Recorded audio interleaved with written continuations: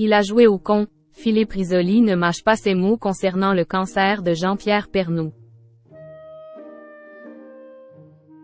Dans une interview accordée à Ici Paris et parue ce mercredi 13 septembre, Philippe Risoli s'exprime sans tabou sur le cancer qui a emporté son ami Jean-Pierre Pernaut.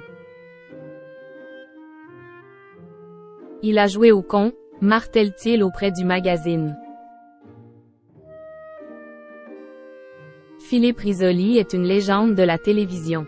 De 1992 à 2001, il a incarné le Juste Prix sur TF1, une émission si populaire qu'elle a été reprise quelques années plus tard par celui qui était alors la nouvelle étoile montante de la chaîne, Vincent Lagaffe.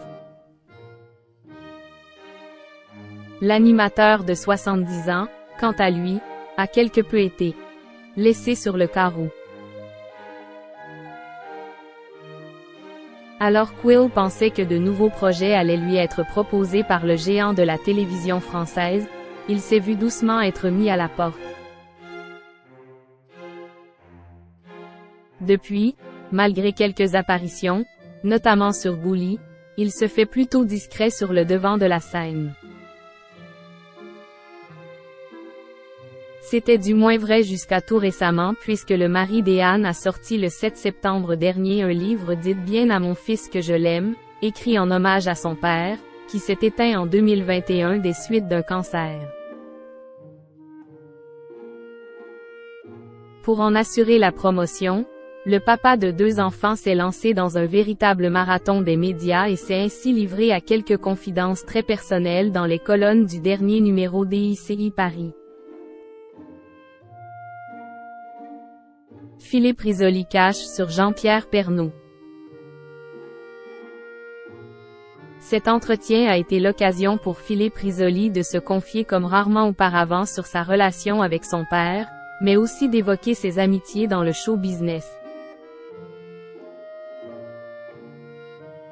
Parmi ses plus proches amis, il y avait notamment Jean-Pierre Pernaut, décédé d'un cancer le 2 mars 2022. Et au sujet de sa maladie, l'animateur a un avis très tranché. Il a joué au con, comme il disait, a-t-il sèchement lâché, sans développer davantage sa pensée.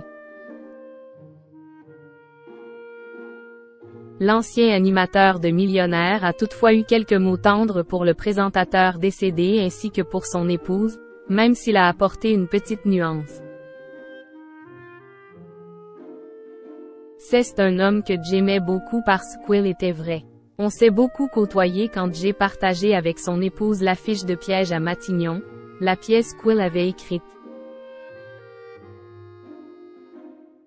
J'ai gardé beaucoup de tendresse pour Nathalie, même si je ne suis pas toujours d'accord sur tout avec elle. Les goûts et les couleurs.